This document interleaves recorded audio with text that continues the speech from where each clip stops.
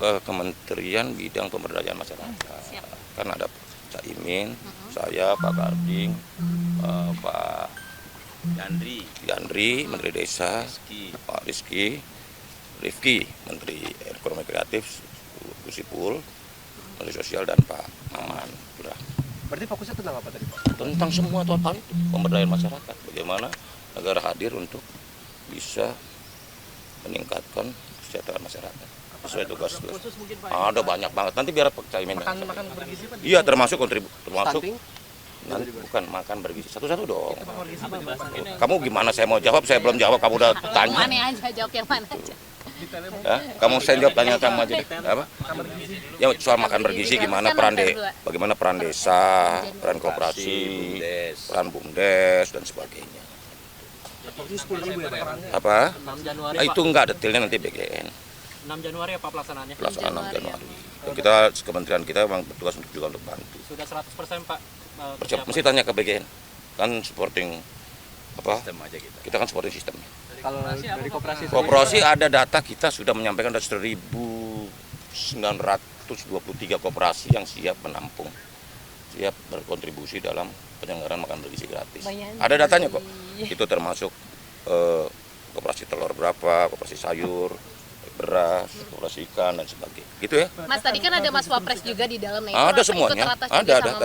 Tadi kita bertuju Pak Presiden, Pak Wapres dan Pak Sekap. Mas Beliau dilibatkan untuk in charge juga di program atau seperti Jadi apa? 1.900 itu total dari semua komoditas itu tadi. Ya ada 1.923 koperasi yang siap ikut terlibat dalam bagian dari supporting untuk makan bergizi gratis. Masuk Konsepnya kayak gimana tuh keterlibatannya? ya membantu misalnya koperasi peternak telur, membantu menyediakan telur dan sebagainya. Oh iya, termasuk desa ini. Desa juga BUMDes sudah menyiapkan semuanya. Kita di 29 provinsi ya. Pak, sudah dihitung perputaran transaksi? Ini kan gini, ini kan baru jalan. Bagaimana kamu mau putar transaksi, orang jalan juga belum. Tapi yang pasti tadi untuk ketahanan pangan makan siang bergizi itu dari dana desa, tadi saya sampaikan, saya laporkan 20% dari 71 triliun dana desa tahun 2025 untuk ketahanan pangan. Tadi sudah disampaikan ada desa padi, nanti ada desa jagung, ada desa ikan nila, ada desa melon dan lain sebagainya. Jadi kita akan menyukseskan makan siang bergizi. Jadi memang sesuai konsep diversifikasi pangan gitu ya? Iya. Enggak semuanya serentak nasi begitu? Desa Enggak. melon, desa lain itu menyuplai buat itu? Ya untuk bahan makan siang bergizi. Nah, jadi kita tadi arahan Bapak Presiden, makan siang bergizi itu melalui kerjasama dengan koperasi, BUMDes, itu seharusnya sepatutnya bahan bakunya dari desa. Tidak impor. Jadi arahan desa. Presiden ini harus bahan bakunya harus dari Indonesia, Ya, dari desa, dari desa. sehingga bisa menggerakkan ekonomi masyarakat. Bukan impor. Bukan impor. Nah, bahan bakunya bukan impor.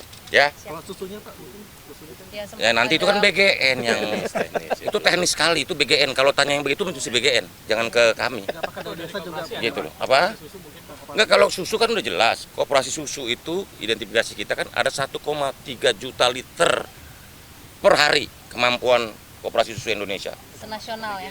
Jadi 1,3 juta liter per hari. Kalau katakan satu orang minum susu 200 ml atau 0,5 liter, itu berarti kemampuan koperasi baru 6,5 juta penerima makan bergizi gratis. Jadi perlu ada peningkatan kapasitas. Pak, ini kan pakai produk kayak Greenfield, apakah nantinya membuat produk Tanya ke BGN kalau yang itu. dari Itu polisinya BGN, bukan kita dong. Kita kan cuma nyediain, susunya aja?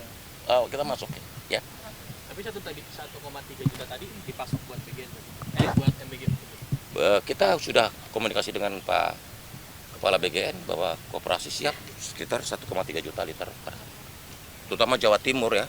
Jawa Timur sudah menghitung itu semua susu se-Jawa Timur dipakai untuk program MBG cukup. Cuman kan provinsi lain enggak. Ya itu nanti strateginya kita diskusikan lebih lanjut. Ya? Mas, sedikit mungkin isu lain ini mengenai Jangan. ini Pak Jokowi dapatkan award Lah, nggak usah dijawab di situ. Nggak boleh dijawab. Ini Ya gitu. Yang terkait punya saya ya. Iya.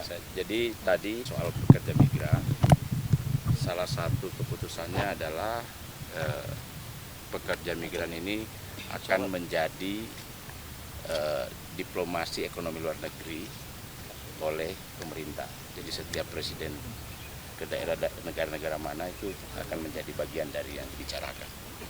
Yang kedua, kita harus memperbaiki vokasinya sehingga kemungkinan pemerintah akan mendirikan pusat vokasi sekitar 100 Bang Andi, lembaga stasiun. izin. Ya, Tadi sebagai Menko ya Gus ya. Tadi kan soal makan bergizi gratis atau seperti apa yang di highlight di beberapa tadi Gus?